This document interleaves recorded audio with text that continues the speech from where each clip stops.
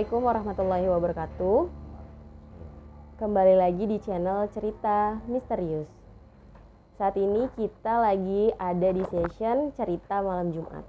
Kembali lagi sama gue Fajar. Di samping gue udah ada narasumber kita, yaitu Bapak Ponco. Ya. Ya, gimana Bang kabarnya? Sehat. Alhamdulillah. Jadi Bang Ponco punya cerita apa nih? Kira-kira tuh sekitar tahun 2010 ya. Di Surabaya, kebetulan kantornya di kontraktor. Jadi setiap habis maghrib itu selalu ada suara ibu-ibu di musola tadi.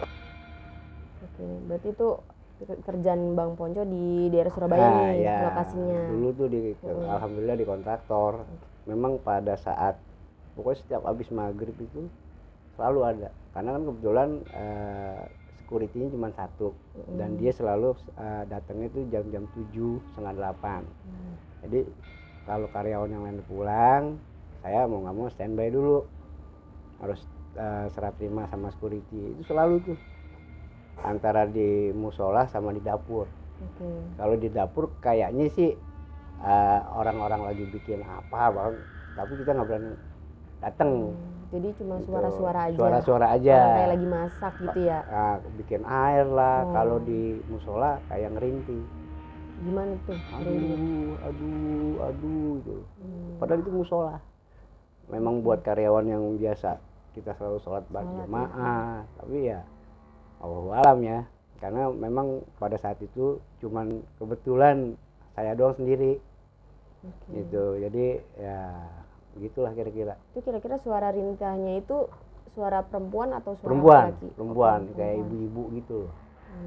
Ya kalau saya dengar sih dulu katanya rumah itu bekas ada penganiayaan. Itu. Jadi ini kayak KDRT. Rumah tapi kontrakan. dijadiin tempat kantor. kayak PT atau kantor gitu ya.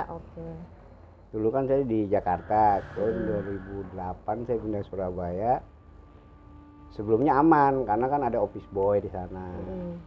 Nah, nggak lama office boynya berapa kali resign tapi nggak ada cerita dia kenapa pokoknya tiba-tiba resign aja. Ternyata mungkin itu salah satunya. Itu karena nggak kuat suka ada mungkin gangguan ya. kali Kalau ya. saya sih hanya dengarnya itu doang, hanya suara-suara aja. Gitu loh. Kalau buat penampakan itu ya di Pemalang. Yang kalau setiap ada acara pemilihan desa kades. Maaf nih Bang, ini di Pemalang kerjaan juga apa? Itu rumah istri Bang Ponco. Rumah istrinya. Kebetulan di Pemalang. Dan saya 2 kali diikut sertakan untuk satu tim kepala desa.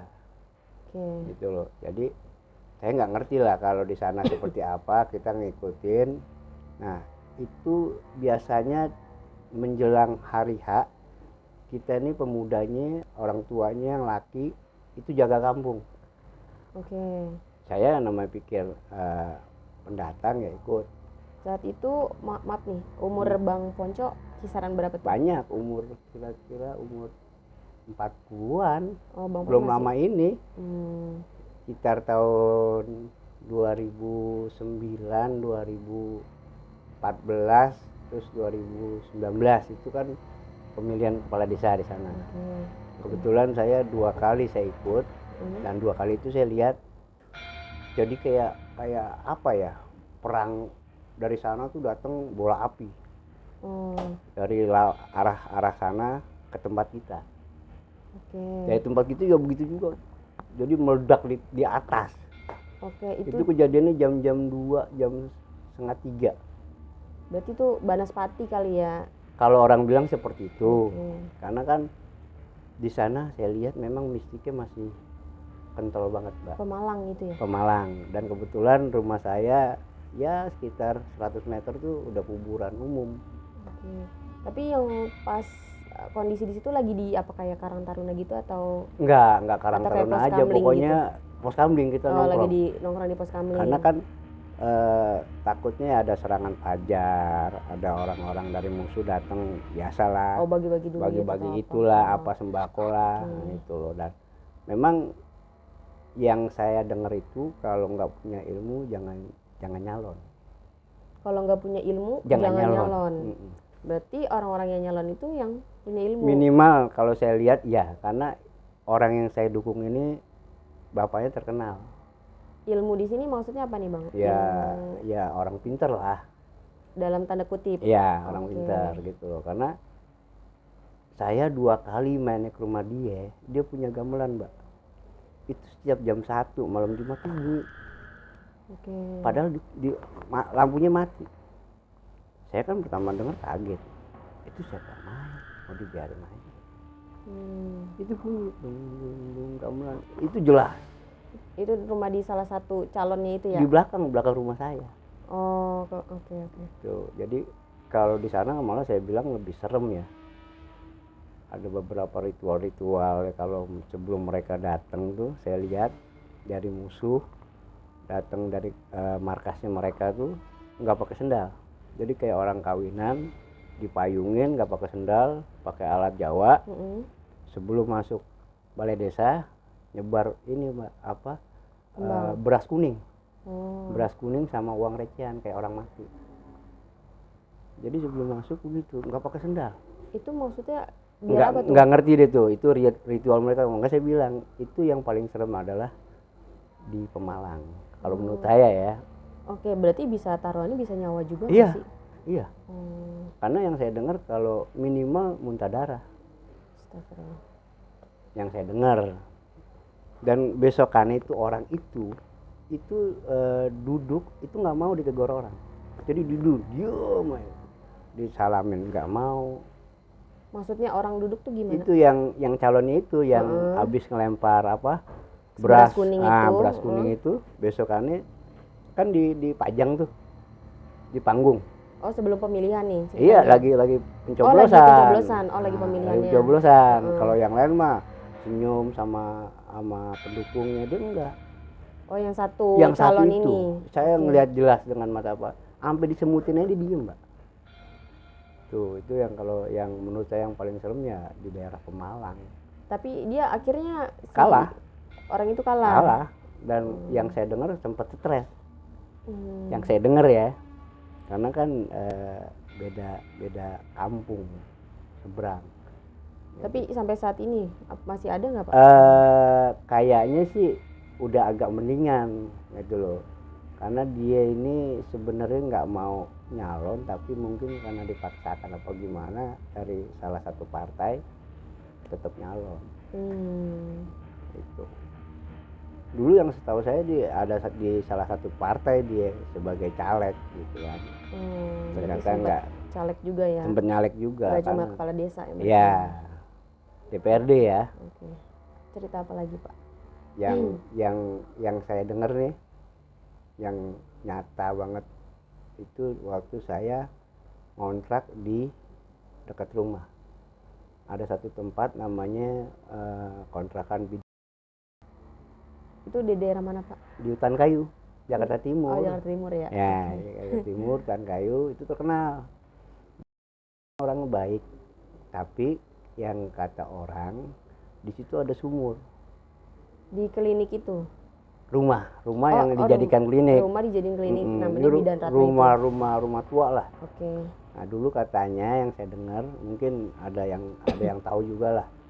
Kalau ada yang bayi mati itu biasanya dibuang ke sumur itu. Katanya, ya seperti itu. Saya pernah ngekos di situ kurang lebih 3 tahun. Dan kebetulan saya punya kamar itu paling pojok. Saya berdua sama istri saya. Nah itu sama kejadiannya. Habis maghrib selalu ngedenger orang merintih, ibu-ibu. Di kos-kosan iya, itu? Di kosan. Jadi di kamar saya itu ada samping itu kayak got. Jadi habis maghrib itu selalu merintih. Tapi kalau saya lihat nggak pernah ada. Nggak pernah ada sosoknya. Itu memang terkenal banget rumah itu serem. Tapi maaf nih Pak, posisi kosan sama si kliniknya itu deketan emang? Pada waktu saya ngekos udah nggak ada.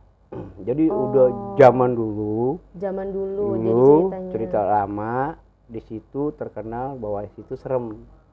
Sampai ada cerita-cerita bahwa tukang dagang itu sering ditemuin sama yang namanya kuntilanak. Oke. Kalau jam 12 malam itu. Dulu kan masih ada tukang buah pakai gerobak kan. Ya, sekarang juga masih ada sih, Pak. Udah nggak ada tempat saya. Oh. Mungkin oke. karena didatengin kuntilanak itu kali. Oh, Jadi dia akhirnya selalu adanya nggak ke situ. nggak ke situ. Dia adanya Oh. selalu ada di tiang listrik.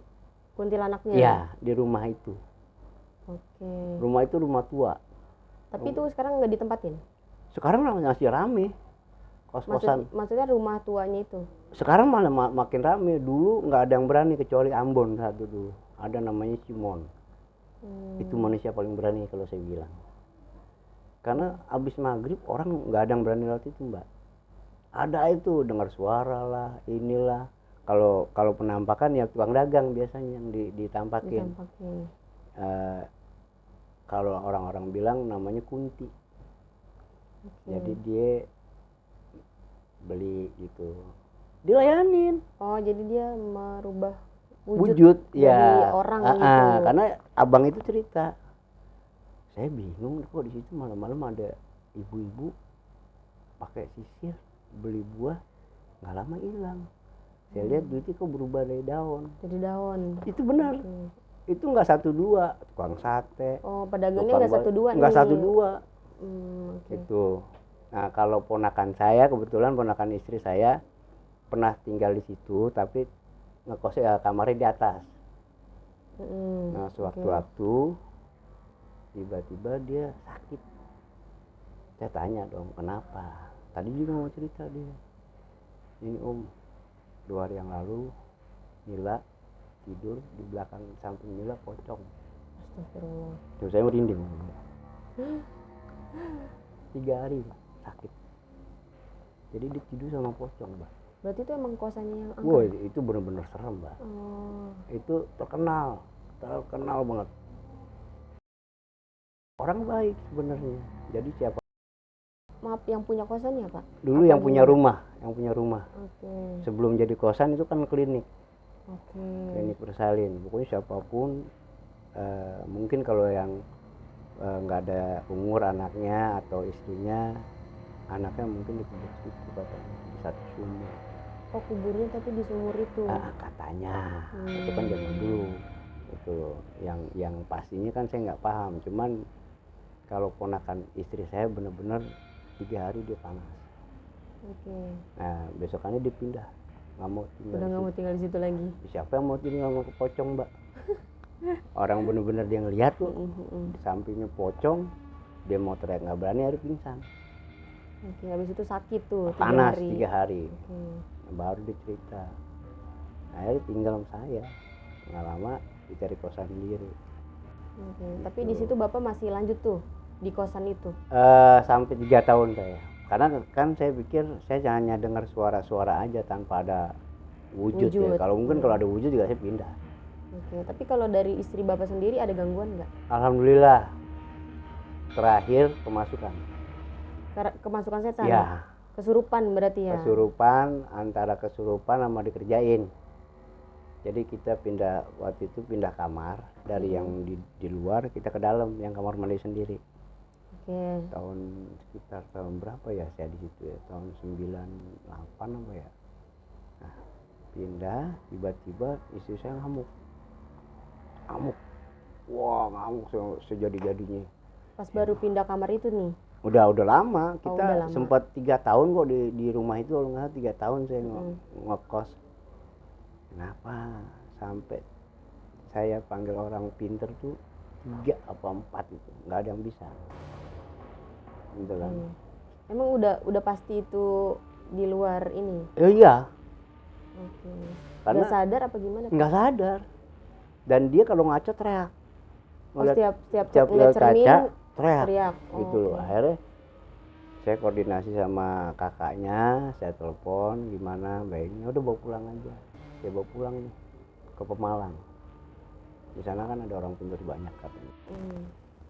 Di sana saya bilang, tolong setiap lemari yang ada kacanya ditutup. Jangan biar Ditutup. kelihatan lah ya. Oke. Pakai apalah pokoknya. Ini berarti ini kejadian istri Bapak sendiri. Istri saya sendiri. Tapi Jadi saat itu Bapak udah punya anak nggak sih? belum. Oh belum. Belum. Saat 3 Karena tahun pernikahan belum. belum ya. Belum saya dapat anak di Surabaya. Oke.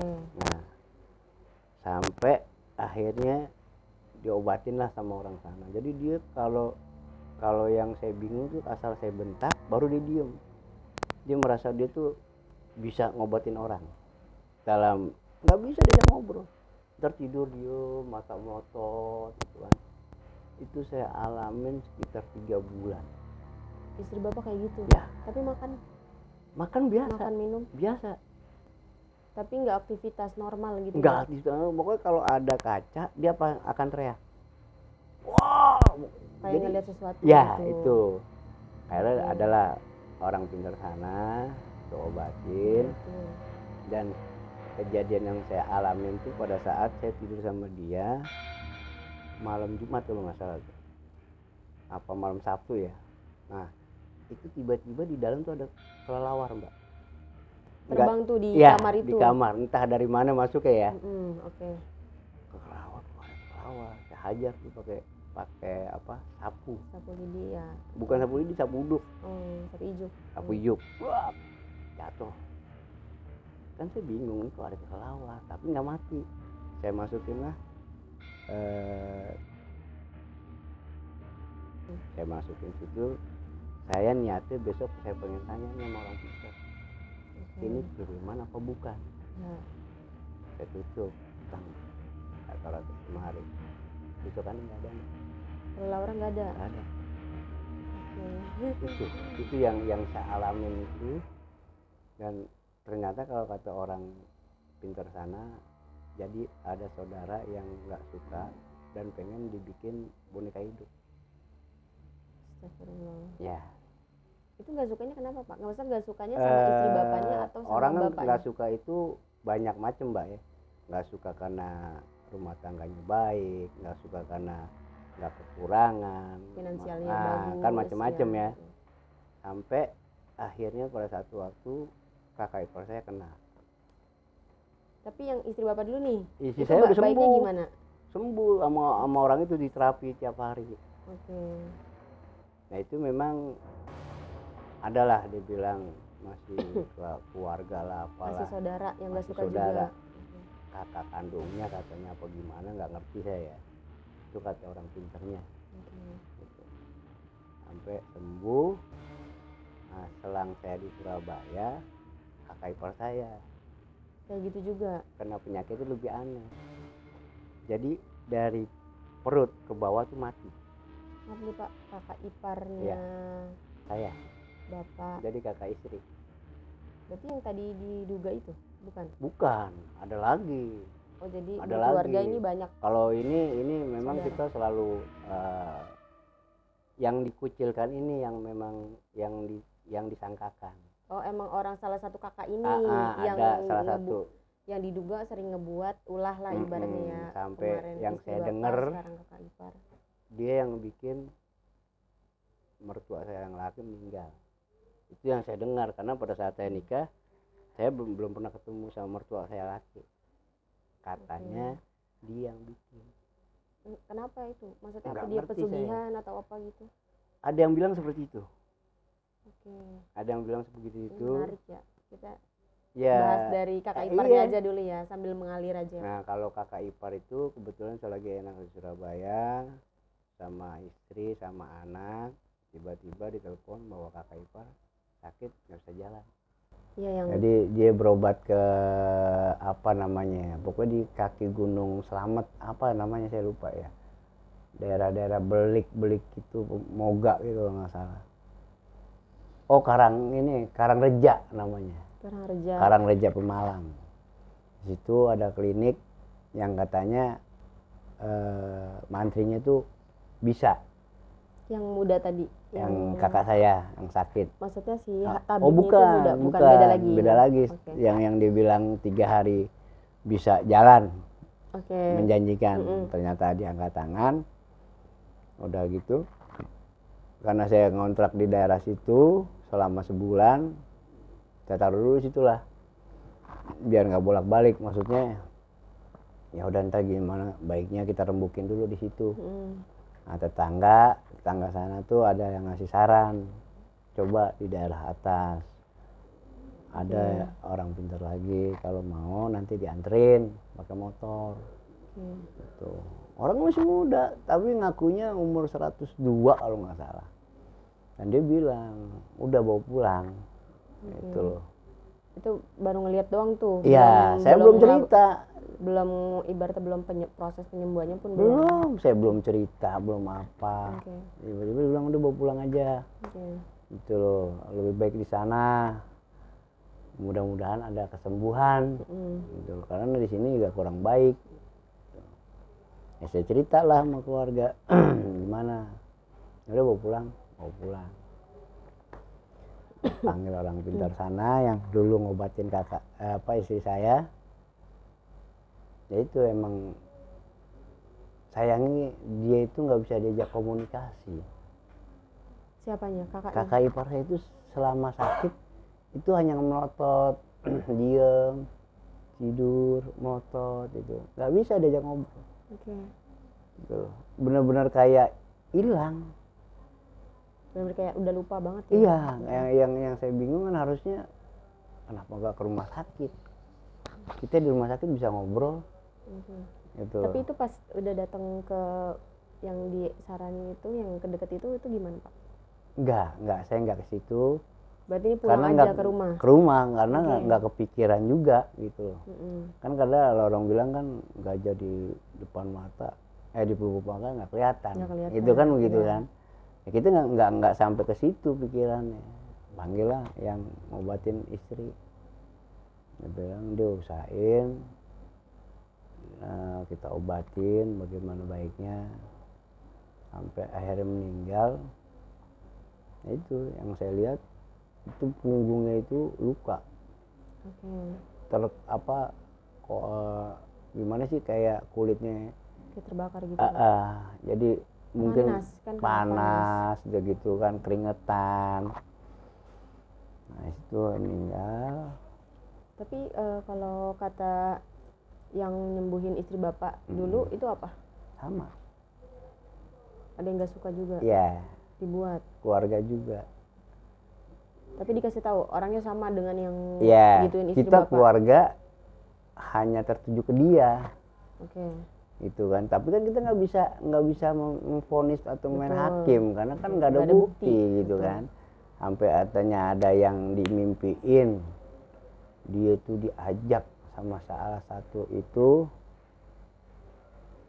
nggak mau, tapi ditarik-tarik rambutnya, ditarik-tarik seret.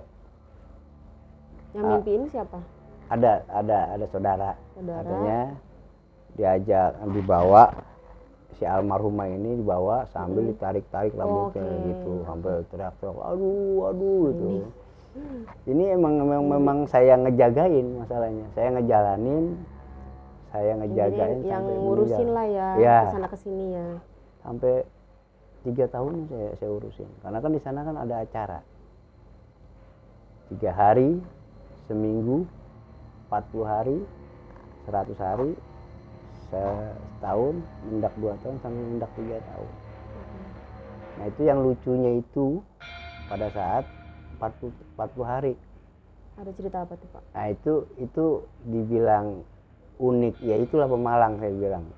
Mistiknya itu emang hebat. Masih kuat ya? Iya.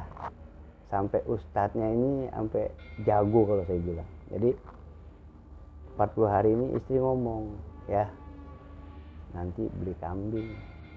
Beli kambing? Ya. Untuk apa itu Pak?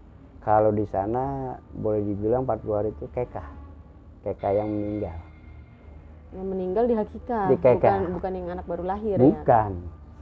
Ya? Nah, kalau saya kan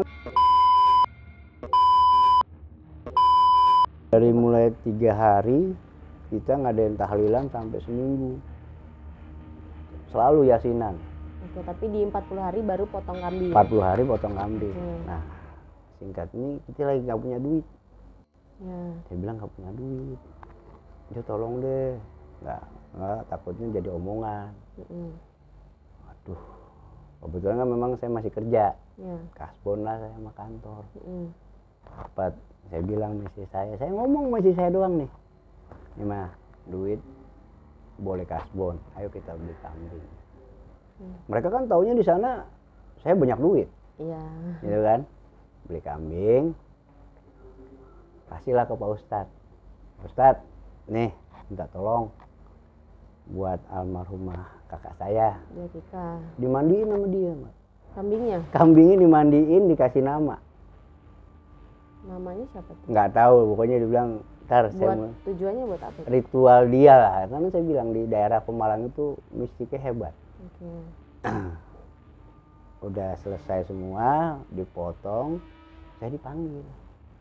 Oke. Mau Ustadz, Mas, kenapa? Maaf nih, maaf banget. Ini duitnya boleh minjem? Tuh. Demi Allah, Mbak. Saya sampai, Tahu dia ya. kok tahu Ustadz? Emang istri saya ngomong, enggak. Kenapa emang nggak nyampe?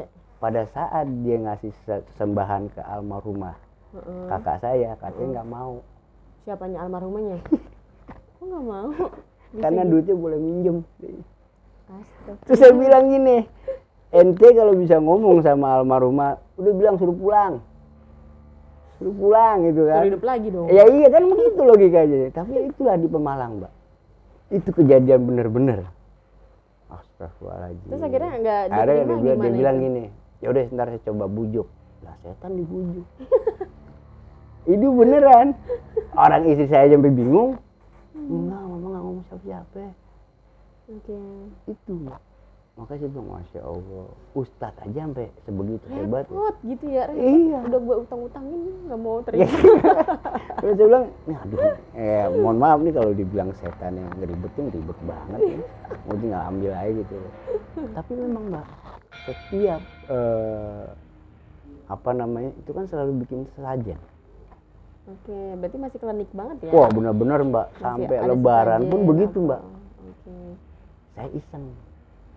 Sesajennya itu dalam acara apa nih Pak? Lagi ada acara apa nih? Pokoknya kalau 3 hari, ya, itu 3 hari tuh di kamar tuh Oh, selalu, tahlilan apa gimana? ini selama seminggu lah, itu selalu disiapin Sesajen. sesajen Mbak. Berarti pasca meninggalnya kakak ipar itu? Iya. Oke. Selalu disiapin, saya iseng. Kan ada buahnya segala macam, saya pengen makan. Bener nggak sih ini rasanya? Bener-bener gak ada rasanya Mbak. Jadi hambar ya, kan Iya. kalau kata orang gitu. Karena kalau menurut mereka selama 40 hari itu arwahnya masih di rumah katanya. Katanya ya. Kalau saya sih karena nggak ada pikiran macem-macem, nggak pernah tuh ngerasain. Oke. Gitu. Tapi kalau yang lain katanya ada yang aja tuh. ngerasain. Ada ngelihat dia lagi masak gitu. Ada yang lihat di ke kamar.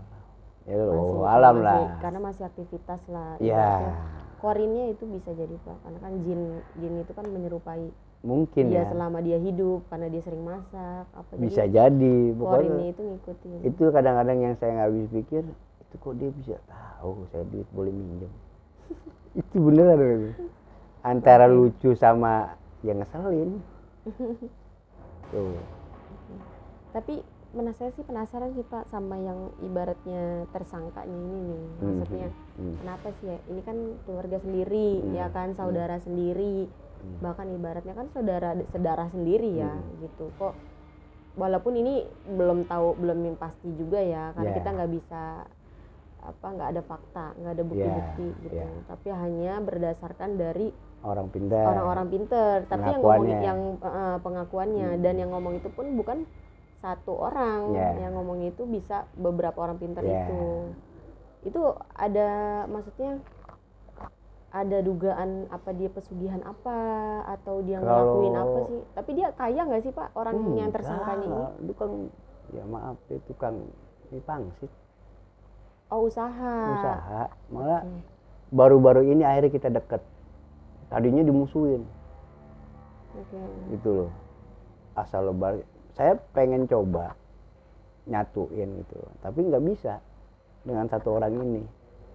Gitu loh. Yang lainnya pada nggak mau. Nggak mau, gitu kan.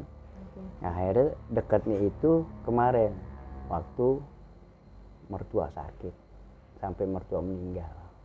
Yang perempuan? Iya. Mertua perempuan? Habis saya deh, mertua saya. Karena kan yang mertua lelaki Udah duluan, saya nggak pernah ketemu. Yang kalau mertua perempuan ini baru kemarin 40 hari. Ya juga istri saya berapa kali didatengin, siang-siang direp-repin. Sama mertua. Sama ibunya berarti ya. Sampai dia bilang, maghrib tuh ada yang manggil, Gus, suara mertua saya. Gus itu siapa? Kus, istri saya. Kus? Iya, Kustiah namanya. Kustiah, Ibu Kustiah, oke. Itu, terus siang-siang dia teriak-teriak, mak. Jadi yang hanya didatengin hanya istri bapak? Istri gitu, karena memang sebelum meninggal kita rawat. Saya sempat nungguin di rumah sakit itu sekitar seminggu. Seminggu. Tapi itu medis, maksudnya kalau itu medis? Medis gitu loh, tanpa ada non medis ya, yang saya lihat medis karena di udah usia 97, terus ada infeksi di dalam perut nih, apa infeksi, dibilang dokter sih infeksi usus. Jadi di Pemalang itu saya bilang tempat yang paling serem menurut saya. Kliniknya masih ya, kuat juga. Nah, dia cerita akhirnya kan kita itu tuh apa, kayak gabung lagi dengan sendirinya. Ya, dengan keadaan mertua sakit itu datang terus. Akhirnya ini ya. Nah, cerita ada omongan-omongan, ngobrol ya. Suaminya sama saya. Kamu tahu nggak kenapa saya dimusuhin sama keluarga sana? Saya mana tahu, saya bilang. Dia sendiri cerita nih, yang tersangkanya ini. Saya dituduh ngebunuh bapak dulu sampai meninggal. Tahu nggak kenapa saya sampai dibilang gitu? Saya kan nggak tahu. Saya nikahi kalau nggak kenal bapak ketemu, gitu kan. Ya. Dicerita. Jadi dia dulu usaha apa aja selalu jatuh. Gitu, selalu. Pokoknya dia ngedorong gerobak, jualan pangsit terus saya dulu. Sampai akhirnya dia ke orang pintar, katanya disuruh tidur di kuburan. Nah, disitulah orang berpikir pada saat bapaknya meninggal itu dia tidur di kuburan itu. Jadi orang berpikir bahwa dia tuh akhirnya nyesel udah ngebunuh bapak mertuanya sendiri, padahal bapaknya sendiri. Mertua. Karena kan yang anaknya perempuan. Yang dianya itu lakinya ini yang tidur di kuburan. Ada yang lihat. Itu bertepatan sama hari meninggalnya? Enggak, udah dikubur. Ada orang pinter nyuruh dia suruh tidur di kuburan. Dia kenapa momennya maksudnya nyerempet? Lah itu dia.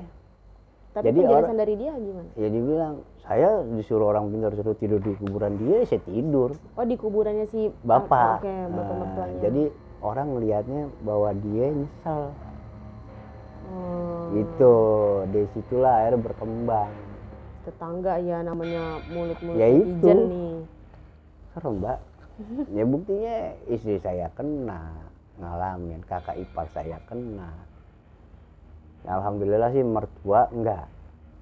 Tapi yang bapak mertua juga sakit, maksudnya dulu meninggalnya karena apa? Sakit atau bapak? Enggak, saya nggak tahu, tapi yang saya dengar tapi nggak bisa buang air. Masih normal lah ya. Katanya. Maksudnya bukan karena ya kalau dibilang disumbat. Nggak sampai dia nggak bisa buang air. Karena dikerjain juga. Yang saya dengar, tapi kan saya nggak ngerti karena saya nggak ngalamin. Yang saya alamin ya itu.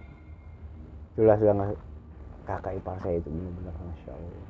Itu padahal mas saya di Jakarta itu CS. Sempet emosi pada waktu itu, waktu dibilangin bahwa yang ngerjain si A, hampir saya bacok. Itu kebetulan kakak saya ngeliat saya bawa golok, saya keluar. Tapi ngapain tuh Pak? Itu menacak-acak rumahnya dia. Karena orang pintar itu bilang itu orang itu.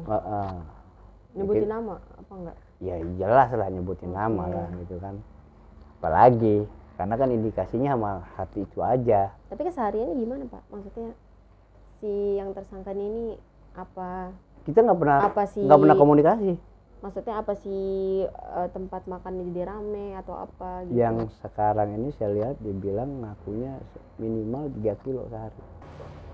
Minimal 3 kilo sehari. Berarti banyak tuh ya, lumayan maju Ya 3 juga. kilo ya lumayan banyak, Mbak. Gitu loh, hampir 500.000 di kampung. 500.000 tahu banget itu, sampai dia punya mobil. Oh, sampai bisa beli mobil. Iya, walaupun Nissan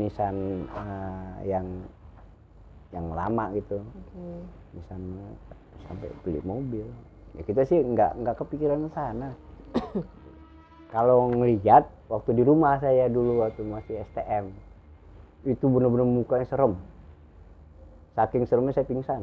Memang rumah saya juga kebetulan boleh dibilang angker.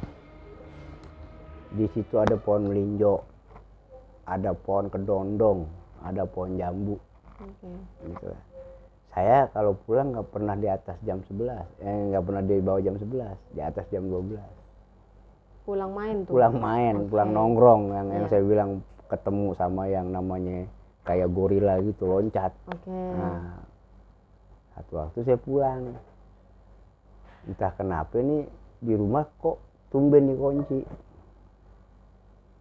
Biasanya nggak pernah dikunci, sampai sekarang nggak pernah dikunci rumah saya, didorong aja kebuka gitu loh. Karena kan ya kalau orang-orang ngeliat di rumah saya itu kan tingkat.